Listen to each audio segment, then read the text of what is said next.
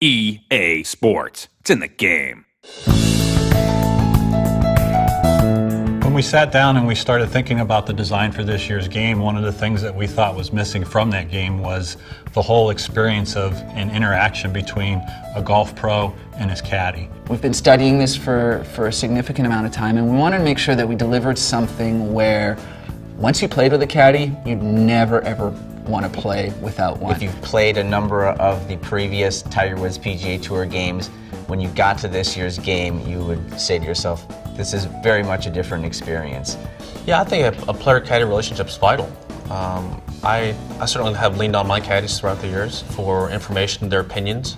You know, obviously the player makes the last call, but I think it's nice to get the input. We spent a lot of time studying our audience and how they interacted with the game, and one of the things that we found was they weren't seeing all the different elements of being out on the golf course. The way the wind's blowing, if the ball's below your feet or above your feet, if you're hitting uphill or downhill. What's the weather? What's your lie? All those different things the caddy's thinking about and making sure that he's setting you up with the optimum shot as you approach the green.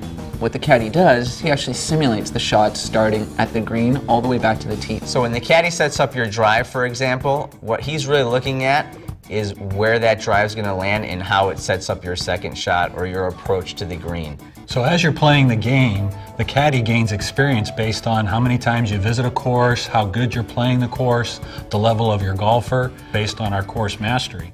So as you continue to hit these objectives, your caddy is going to be able to set shots up more accurately for you, have better club selections, know each one of the courses in the game a lot better. It's going to be pretty cool for most of the general public that plays the game, because they're getting to see a little bit of the inside of what goes on with the caddy telling you wind direction or about how far the shot's going to play.